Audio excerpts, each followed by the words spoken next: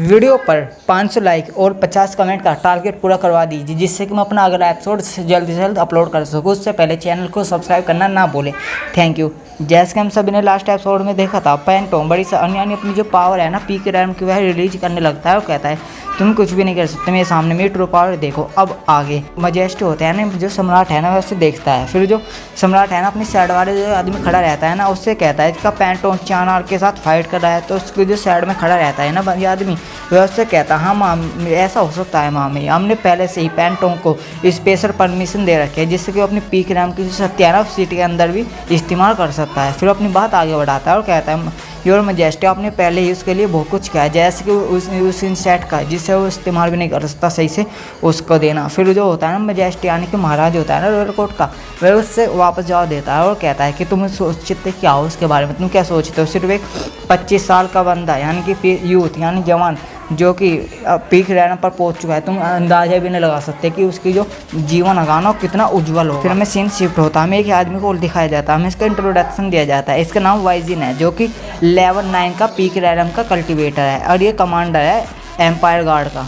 फिर एक अपने जो सैनिक होता है ना उसे कहता है जाओ कल्टीवेशन जो एरिया है ना उसे एक्टिवेट कर दो। और हाँ ये साउथ और वेस्ट में ज़्यादा ध्यान देना कि जो ये हादसा हुआ है ना इसके बारे में किसी को पता ना लग पाए। फिर अचानक इसके पीछे से बहुत बड़े ब्लास्ट की आवाज़ आती है। सैनिक चिल्लाते हुए कहता है आखिर वहाँ क्या हो रहा है, वहाँ पर हमला किसने करा। यह फिर हमें महारानी को दिखाया जाता है, क्योंकि जो धड़क है ना उसे भी महसूस हो जाती है। महारानी कहती है क्या उस लड़के ने अपना मुंह चल दिया। फिर हमें बिग बूब्स वाली जो सिस्टर है ना उसके बारे में दिखाया जाता है, जो सड्यूस करती है। वो कहती है क्या ये जिन्हान है, वो कहती है अभी टाइम नहीं हुआ है। हम ये चीज़ और किसी से भी छुपी नहीं रहती, जो वहाँ पर सेट आए हुए होते हैं ना उन्हें भी ये चीज़ें महसूस हो जाती है। फिर हमें सीन दिखाया जाता है खून से सनी हुई तलवार। हमें दिखाया जाता है कि एक मोस्टर ने यानी अजीब सी चीज़ नहीं, सोल पावर से बनी हुई जो मोस्टर होता है ना उसने ना उसका एक हाथ पूरा ही अलग कर चुका होता है जेड से ही। फिर हमें हाथ दिखाया जाता है जो उनके हाथ के हाथों में होता है। हान उससे कहता है कि मैं सच में लगा था कि मैं अब तक पीक रैम तक नहीं पहुंचाऊंगा, मुझे ना जो इंसेक्ट है ना यानी कीड़ा है ना इसकी ज़रूरत है। फिर हान है ना अपनी पावर यानी तलवार लेता है और उसे कहता है तुम्हें जिंदा रहने का कोई भी मतलब नहीं है। पैंटोम से वापस जवाब देता है और कहता है तुम्हें क्या लगता है अगर जो तुमने मुझे यहाँ मार डाला तो तुम यहाँ से भाग पाओगे, नहीं तुम भी मेरे साथ ही मार पाओगे। हान उससे कहता है बकवास बंद करो। अब अपनी 1011 के कीड़ा का इस्तेमाल करता है और उसे बीच में से ही काट डालता है। फिर हमें उससे दिखाया जाता है उस मोस्टर का, और लोड करते हुए हान को आता है और उसे में यानी हान को अपने अंदर समा लेता है। फिर वह उसको उसारे करता है बिग सिस्टर की हान की नो आओ यहाँ पर आओ। फिर वो हाथ को आने लगती है। फिर हान को दिखाया जाता है, हान उससे कहता है अपने कल्टीवेशन से किसी की यानी किसी पर वश करने की भावना सच में बहुत ज़्यादा लाजवाब है। फिर वह उसके पास आता है उसके लाश के पास और अपने हाथ को यानी मसलते हुए कहता है यहाँ पर यानी लोग हैं ना वो जल्द से जल्द आने वाले हैं, इसलिए मुझे उनके लिए एक गिफ्ट है ना प्रिपेयर करने की ज़रूरत है। फिर वह स्कोड को देखता है और कहता है कि अपनी मन में क्या डिमोनिक हो रहा। फिर उससे पीछे से कुछ चीज़ महसूस होती है यानी 4 बंदे आ रहे होते हैं। फिर वो कहता है इसे देखने का समय नहीं है, मुझे यहाँ से भागना चाहिए। वह अपनी सिस्टर का हाथ पकड़ता है और कहता है सिस्टर जल्दी यहाँ से चलिए। वो उससे कहती है हाँ बेहोशी में ही हाँ। फिर हान होता है ना स्कोड को देखता है जब उसे ले जा रहा होता है, तो वो अपने मन में कहता है जब से कीड़ा एक्टिवेट हुआ है ना जो सिस्टर की मेमोरी है ना वह ना यानी खो गई है। वो कहता है फिर आगे चलो ऊपर वाले का शुक्र है कि मेरे हाथों में बैलेंस कीड़ा है, जिससे कि मैं सिस्टर के अंदर का जो कीड़ा है ना वो बाहर निकाल पाऊँ। जब वो ना तुरंत अपना डीमन टावर ओपन करता है। फिर सीन हमें दिखाया जाता है उन चारों का, वहाँ पर 4 आदमी आ चुके होते हैं। उनमें से एक बंदा कहता है ये क्या, वहाँ पर लिखा रहता है तुम सब के सब कूड़ा कचरा हो। फिर हमें एक आदमी को दिखाया जाता है जो यानी सम्राट के साइड में खड़ा था, हमें इसका इंट्रोडक्शन दिया जाता है। पहले तो इसका इंट्रोडक्शन में लिखा है रॉयल कोर्ट का एडमिनिस्टर और ये ना लेवल 8 का पीक रैम का बंदा है, इसका जाओ जी नाम है इसका। फिर उससे कहता है ये किसने किया। फिर हमें दिखाया जाता है उस कमांडर को। वो कमांडर कहता है इस बात से कोई भी फ़र्क नहीं पड़ता, मैंने जो सिटी है ना उसे ना सील कर दिया, यहाँ से भाग नहीं पाएगा। फिर वो कहता है मैंने ना जो एरिया है ना वह भी एक्टिवेट कर दिया है, यहाँ से एक मच्छर भी भाग नहीं पाएगा। और वो गुस्से में कहता है, वो कहता है मैं खुद इन्वेस्टिगेशन करूँगा। फिर हमें वो से वापस जवाब देता है एडमिनिस्टर है ना उससे जवाब देता है। वो कहता है ओ तुम जांच करोगे। फिर वो कहते हैं प्रिंसेस की शादी में सिर्फ 3 दिन बचे हैं, बहुत से गेस्ट आए हुए हैं जो कि सेरेमनी का इंतजार कर रहे हैं। फिर वो अपनी बात आगे बढ़ाता है और कहता है दूल्हा मर चुका है और जो दुल्हन है वो फरार है। फिर वो उससे कहता है ये जिस किसी ने भी काम किया ना एक पीक रैम का बंदा होना चाहिए और इससे वो एक नहीं वो एक से अधिक भी हो सकते हैं। फिर वो कहता है यानी जो कमांडर है उसके बाद में कहता है जी आपने बिल्कुल सही कहा। फिर वो कहता है मैं ना इन्वेस्टी यानी जांच शुरू करूँगा, जो भी अब महल में जो रिसेंटली आए हुए हैं ना उन सबको बीच में ढूंढूंगा और जब वह मिल जाएगा ना तो मैं अपनी गलती मानूंगा और यानी महाराज के सामने अपने आप को छोड़ दूंगा, मुझे सजा दीजिए। फिर हमें एक आदमी को और दिखाया जाता है अजीब सी शक्ल वाले को। वो कहता है इसे ना, जो गार्ड है ना, इसे ना एक इस तरीके से मारा गया है कि सोल पावर के तरीके से मारा गया है और इसे ब्रेन और एक स्ट्राइक में इसके 2 हिस्से कर डाले। दुनिया में सिर्फ 3 लोग ही ऐसे हैं जो कि ऐसा कर सकते हैं। हमें इस आदमी का भी इंट्रोडक्शन दिया जाता है। इसका नाम है वैन सिंह और यह कल्टिवेटर जिसका कल्टिवेशन लेवल है ना वह अननोन है।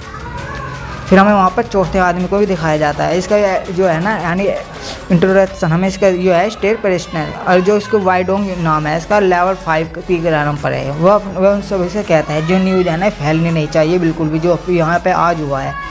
फिर वो कहता है इस जगह पर जो कोई भी आए हुए हैं ना उनके बीच में बात बिल्कुल भी फैलने ना पाए, खबर यहाँ से रिलीज ना हो नहीं पाए। फिर अपनी बात आगे बढ़ाता है और कहता है हमें ना जो यहाँ महल है ना उस पर ना वो लगाना हो कि लोग बाग अंदर आ तो सकते हैं लेकिन बाहर जा नहीं सकते। और हमें ना दूसरे जब वहाँ से पूछा जाएगा कि ऐसा क्यों है तो हम उनसे जवाब देंगे कि जो इस चीज़ के मोस्टर है ना वह ना शादी में गड़बड़ मचाने के लिए आए हुए हैं। फिर हमें वो होता है ना वह इसको को देखता है, एडमिनिस्ट्रेटर उससे कहता है इस दूल्हे का क्या किया जाए। वह से कहता है मैं इसे बचाने लायक हूँ, यानी इस एवर लो।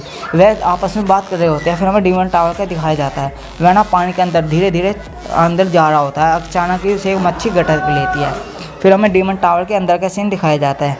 हन होता है, हन उससे कहता है बी सिस्टर डीमन टावर एक ऐसी चीज़ है जो कि ऊपर यानी ऊपरी दुनिया से आया हुआ आइटम है और इस चीज़ को बिल्कुल भी महसूस यानी डिटेक्ट नहीं कर पाएंगे।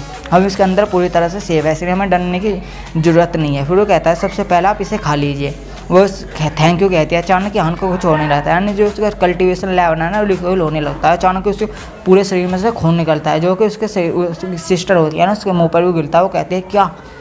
फिर हमें सीन शिफ्ट होता है, हमें दिखाया जाता है उसके यानी मामी मैंने उसके दिखाया जाता है रोडकोट के सम्राट का। वह ना उनसे कहता है यहाँ पर इतना कुछ हो गया लेकिन तुम कुछ कर ही ना पाए। फिर वो कहता है यहाँ पर इतना कुछ हो चुका है, तुम वहाँ पर चारों ढूंढने भी गए लेकिन तुम्हें वहाँ कुछ चीज़ मिली नहीं। तो फिर उसके सामने जो एडमिनिस्टर होता है ना उससे कहता है जो हथियार था ना उसके पास छुपने के लिए एक स्पेशल टेक्निक होगी, लेकिन जो उसका कल्टीवेशन है ना रिकॉल जरूर होगा, वो भी पूरी बहुत बुरी तरीके से घायल हो चुका होगा। फिर वो कहता है और वैसे भी उससे जो प्रिंसेस है ना उसकी बहुत ज़्यादा परवाह है, उनसे यहाँ से लेकर भागने में बिल्कुल भी इस लायक ही नहीं हुआ। फिर वो कहता है वाइजिंग कमांडर है ना पहले से ही सब जगह ढूंढ रहे हैं, इस बात मैटर में कुछ ही समय है, फिर हम उससे ढूंढ लेंगे। फिर वो कहता है अच्छा। फिर वो कहता है यहाँ पर बहुत सारी डाजिया तुमने ना बहुत सारी अलायंस को विस्ट और टियानो एम्पायर के और टियानपो सिटी के बीच में जो दरार डाले हैं ना इससे कोई जो नहीं फर्क पड़ेगा। वो कहता है जो ऐसे भी सारे के सारे यहाँ पर जाने वाले हैं। फिर वो कहता है ऊपर वाले का बहुत ज़्यादा शुक्र है कि मैंने 1000 सालों में यहाँ पर बहुत सारी तैयारियाँ कर रखी है। मैंने जो सारी सेटअप है ना सेटलमेंट करे हुए हैं, सी पैच जगह सब कुछ करा हुआ है। फिर अपनी बात यहाँ दिन तो वहाँ से चला जाता है। फिर अपना सिर पीछे करता है। वो कहता है हाँ यहाँ पर बहुत सारे बड़े बड़े फैक्शन आए हुए हैं, मैंने अपने सारे सेटलमेंट कर लिया है लेकिन करीबन इस चीज़ में पूरे 1000 साल बीत चुके हैं। फिर वो कहता है अपने मन में 3 दिन बाद यहाँ पर इस यानी टियानो वाम्पायर में सिर्फ एक ही शक्तिशाली पावर होगी। फिर वहाँ खोलता है। वो कहता है जो कोई भी मेरे प्लान के बीच में आएगा मैं उसे मार डालूंगा। फिर सीन शिफ्ट होता है, हमें दिखाया जाता है उस कमांडर को चिल्लाते हुए कहता है लाओ जाओ यानी जासूस को ढूंढो। फिर वो कहता है किसी एक को भी यहाँ वापस यानी वैसे न जाने देना और ज़मीन के अंदर चाहे वो 10 मीटर ही नीचे क्यों ना उसे वहाँ पर ढूंढना। फिर अपनी बात आगे बढ़ाता है जो भी वहाँ मेहमान अभी रिसेंटली आए हैं ना उन सबको इन्वेस्टिगेट करो। हाँ लेकिन किसी भी मेहमान को ये चीज़ वो ना हो नहीं पाए महसूस, नाम के लिस्ट के हिसाब से सब ढूंढो। फिर वो कहता है चाहे ज़मीन का 1 इंच भी ना रह पाए बिना ढूंढे हुए। फिर वो कहता है अपनी बात आगे बढ़ाते हुए तो ज़मीन के 3 मीटर ही नीचे क्यों ना हो हमें उसे ढूंढ नहीं होगा। फिर वो बात बढ़ाता है हमें महारानी चाहिए चाहे जिंदा या फिर मुर्दा।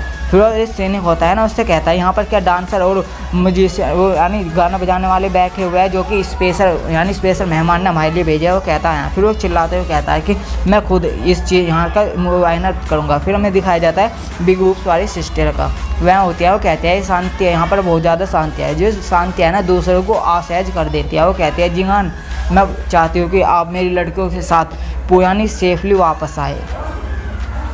फिर हमें डीमन टावर के अंदर का सीन दिखाया जाता है। प्रिंसेस को होता है ना डीमन टावर उससे कह रहा होता है खून सुनो तुम तो प्रिंसेस हो ना, घर जाओ भाग जाओ यही तुम्हारी डेस्टिनी है। फिर वो कहता है यही तुम्हारी डेस्टिनी है, वह मर चुका है वापस जाओ। वह कीड़ा होता है ना जिसके अंदर घुसा हुआ है उससे कहता है तुम कर सकती हो। फिर वो कहती है हाँ मैं कर सकती हूँ। डीमन टावर से बहकाते हुए कहता है मेरी बात पहले ध्यान से सुनो, तुम्हारी शादी होने वाली है जगह तो छोड़ दो, हार मान लो, मेरी बात सुनो, तुम्हारे फादर भी है, जाओ पेंटोन से शादी कर लो। वो कहती है मैं कर सकती हूँ। वहान के सिर पर हाथ धरती है और कहती है मैं इसे बचा सकती हूँ और अपनी पावर का इस्तेमाल करती है। और फिर हमें एक कीड़ा दिखाया जाता है जो कि हाथ में से निकाल हाथ में बढ़ जाता है और हाथ ही सुखा डालता है। फिर वो अपने कांपते हाथों के साथ कहती है कि मैं जो ब्लीडिंग है ना वह रुक नहीं रही है। अब अपने कपड़े फाड़ने लगती है।